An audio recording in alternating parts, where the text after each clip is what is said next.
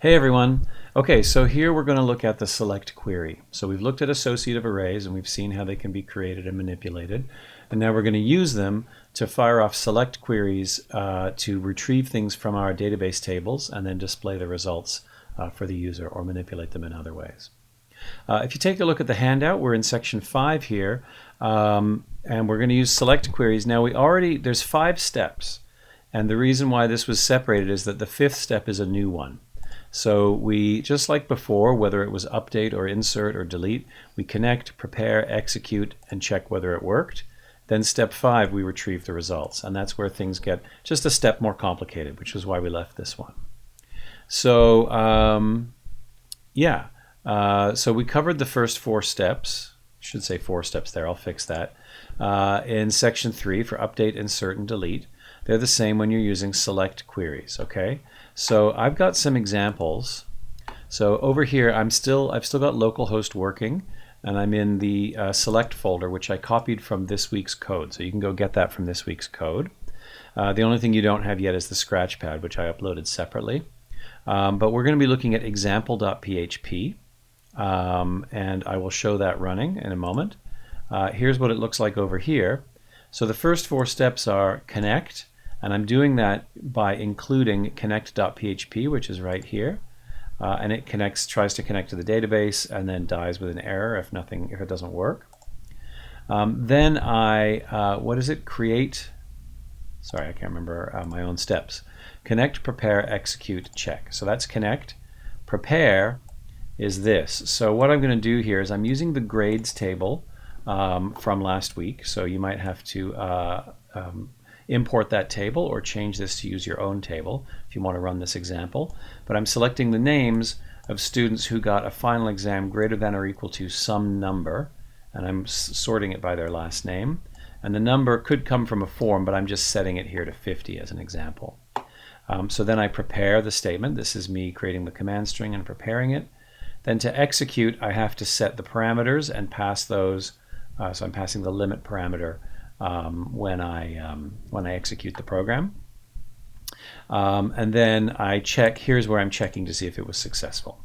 And you can also use row count here to say how many rows were retrieved. So all of that stuff is very similar to what happened before. This is where it gets different. This is the retrieve the results part, which I'm going to explain to you now. So if I click on example, it should work, unless it doesn't. I think it's not going to work. So it says error, couldn't connect, no connection could be made because the target machine actively refused it.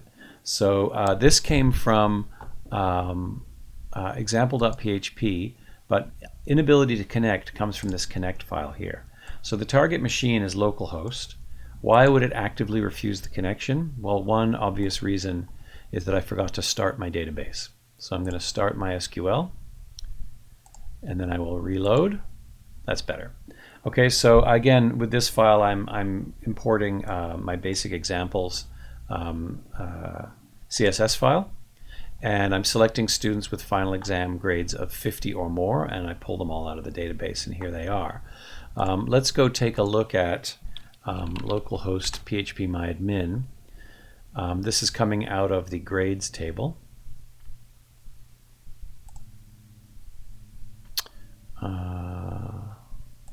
There we go. I want to be in the Scott database in the grades table. Move this back over. So here's my grades table. There's a whole bunch of students in here, but only some of them have a final exam column where the score is greater than 50. It looks like only 1, 2, 3, 4, 5, and that's what I'm getting over here. So the table is a little different because I was manipulating it last week, so that's why there's multiple copies of the same student in there and everything. If I change this to 90, that'll change the results. Apparently they all have a grade of 90 or more. What if I change it to 100?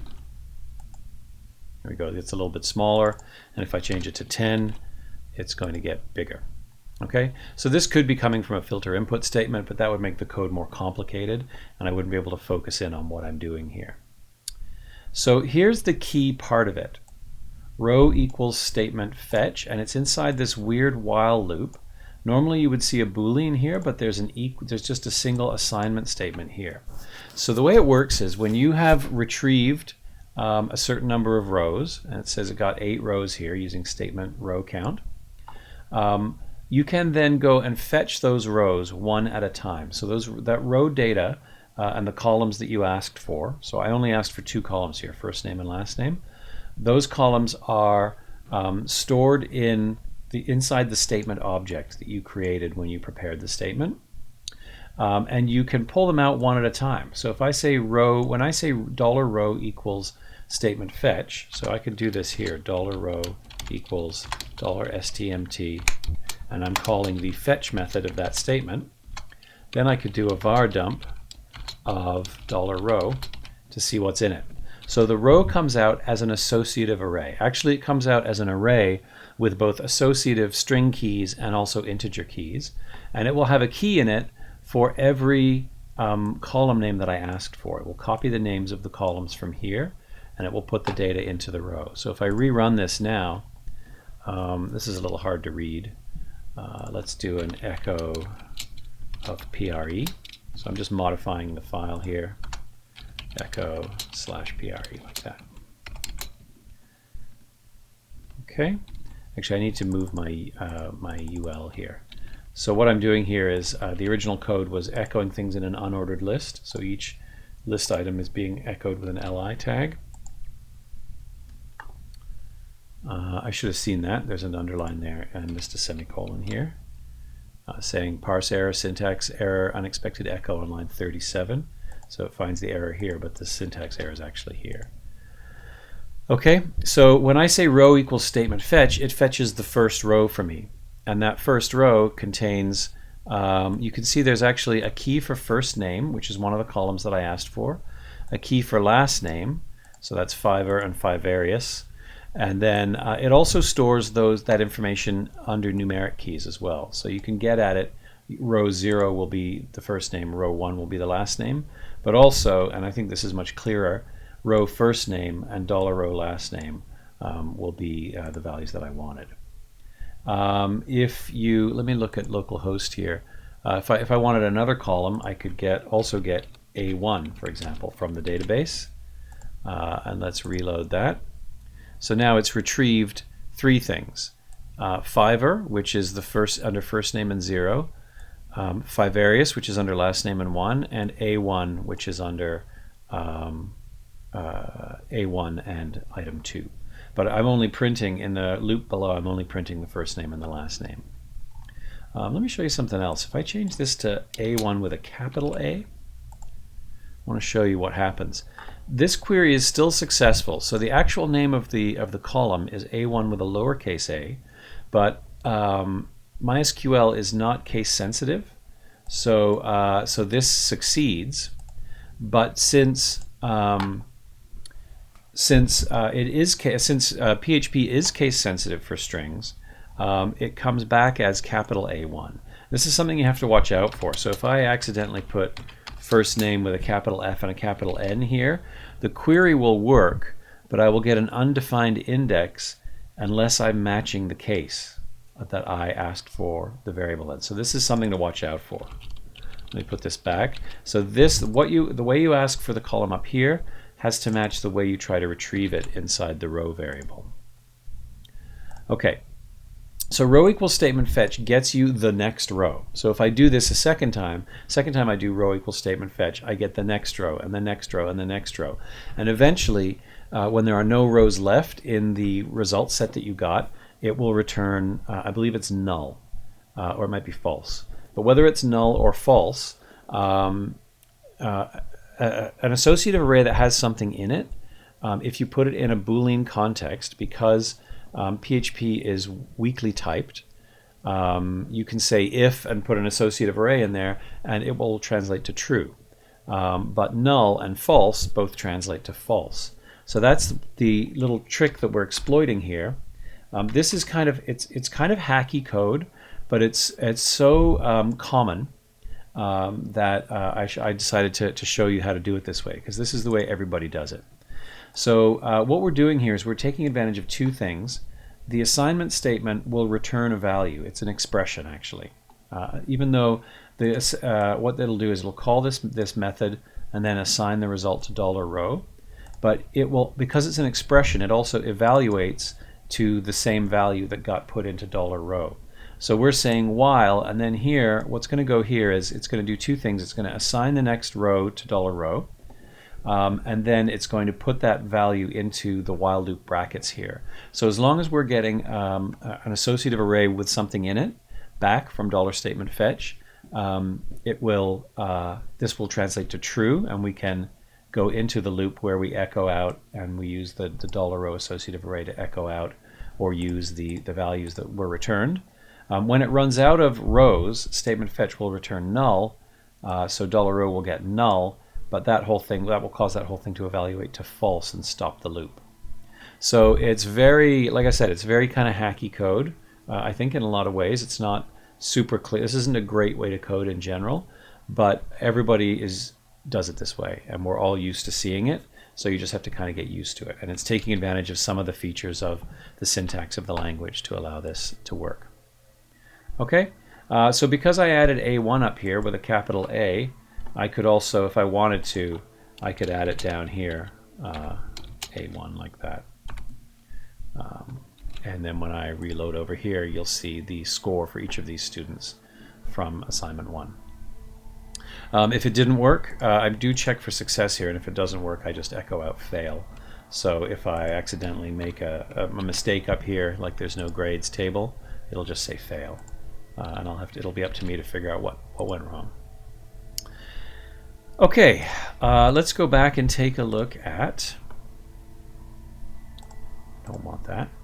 Take a look at this. So step 5 is the only different step. It's for retrieving the results.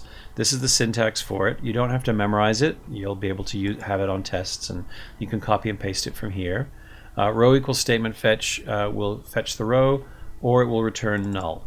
And null casts, meaning it changes to false if PHP needs it to be a Boolean. So and a non-empty array casts to true.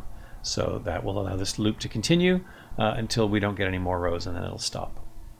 If you're only expecting one row, which if you're fetching, say, user data by their unique user ID, you would expect only one row, then you can just use an if statement here. You can go if $row equals fetch, and if that comes out true, then you can process the $row variable here.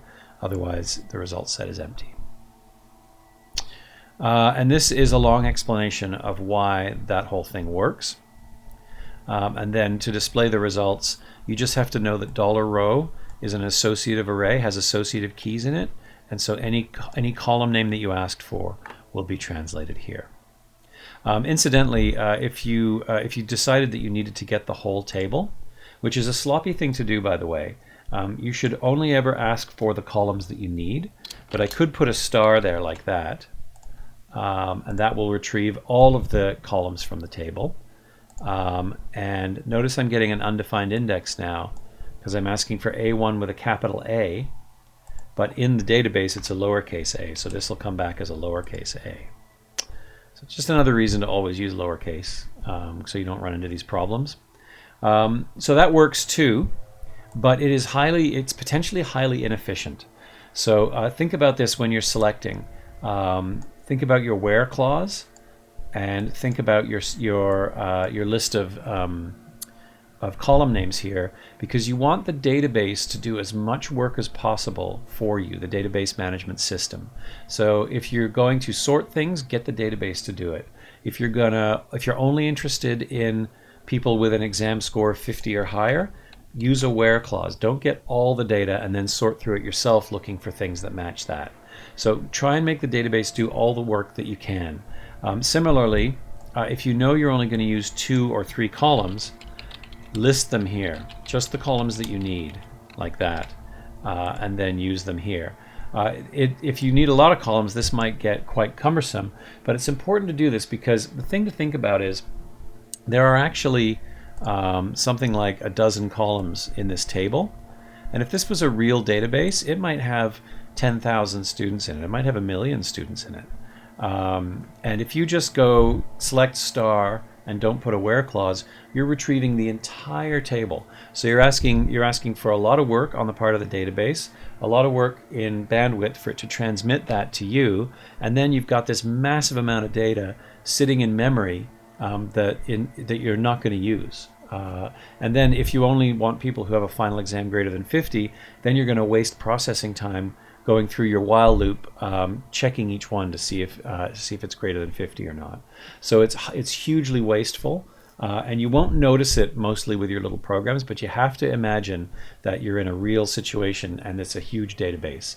Just get the columns that you want and just get the rows that you want. Just that little square with the columns and the rows that you want, and your code will be much more efficient and much less wasteful of resources. Okay, so we have example.php in the folder. There's a little debugging tip. Watch out, use var dump to see what's really in your row, and watch out for case sensitivity. So if you're getting undefined index errors, it's a good idea to var dump your row and check the keys to make sure they're what you expected to be. Yeah, there's an optional section in here as well. If you were interested in the object-oriented stuff from the last module, you might be thinking, wouldn't it be nicer to have a user class or a student class and create an array of objects out of my database query to store my result in an array of objects? And the answer is yeah, it would be really a good thing to do that. And there's an example, it's example_00, which includes the connect file and also user.php, which is, this might look familiar to you. This is how you define a class and some functions to go in that class, some methods for that class in PHP. So this stuff is totally optional, but if you're interested in object-oriented programming and you read through the Module 1 stuff, this is here for you as well. Okay, I think that's everything. Let's take a look at the exercises for the select queries. Okay, on Canvas there is a new database table called world.sql. Actually, it's 3 tables inside one SQL file. You can import it into phpMyAdmin. So if I go import, choose file, I want to go to htdocs. Sorry, it's not. It's inside the. Let me go into module 2 here. It's inside the module 2 code folder, which you'll have to download. In the data area, there's city.php. No, sorry, world.sql. Open that and hit go. And it should import 3 tables. Here they are. Let's take a look at these tables. Oop, there we go. So city, country, and country language. We're only going to use the city table. It's nice because it's a lot bigger, this table, than the other ones that we've been using. It's got hundreds of rows in it. Yeah, so hundreds of rows in the table. It's old data. So, for example, this is the city Kabul in Afghanistan, in the district of Kabul, and this is apparently the population of it. If you look up, for example, Toronto, you'll see that it's got a pretty small population, and it's pretty old. But it's still a nice big database to use. And what I want you to do is I want you to create a web app that receives 2 get parameters called min and max and displays a sorted list of all the cities with the given population range. So it says your list should include the city name, the country code, and the population. If min or max is not present, you should output an error message. So this is what I want it to look like. So you can just type the get parameters up here, and I want it to pull out select and then print in table form all of the cities. Let's see, do I have a sample solution for this? I must. Module 2 solutions. Yeah, so there is a sample solution for this. It's in WorldDB in the sample solutions. I'm going to just go put it over here. WorldDB. Please don't look at the code before you've tried it. This is going to help you a lot with your assignment. So I really hope that you try out this assignment. But here's what it looks like. Cities.php is the file. So I need get parameters. I've used my standard CSS, file, and I'm going to go max equals 1 million and min equals 500,000. There we go. So that's all the cities' population from smallest to greatest. Is that what I told you to do? Yeah, from lowest population to highest population between the minimum and the maximum. So you translate that, you retrieve those parameters with filter input, translate them to put them into a select query, and then when that information comes out, you print out the city names here. Some of the city names contain special characters, which will come out wrong here. There is a fix for that I've tried to do in the past. Where is it? Let's see if it's in here. Yeah, you're supposed to be able to fix it like using this. So this used to work, but it looks like it's not working anymore. Every time they change up XAMPP and come out with a new version of PHP-MyAdmin, this stops working. So I'll have to check into that. And if I can come up with a solution, I will get back to you. But don't worry about it too much. Some of the cities, when you print them out, are going to have bad characters in the name. If I can find a fix for it, I'll let you know. And if you find a fix for it, please let me know. Yeah, these are characters like here. Well, that's just an E with an accent. But these characters are coming out wrong in the output. And it's because of the character encoding. Anyways, don't worry about it. But if you can do this cities example, you are in good shape and ready to go on the assignment. So good luck with that. And we have one more video on selecting and then using the results of the select to fire off a second query, which you'll be doing a lot in the coming stuff that I'm going to ask you to do. Okay, so I'll see you in the next video.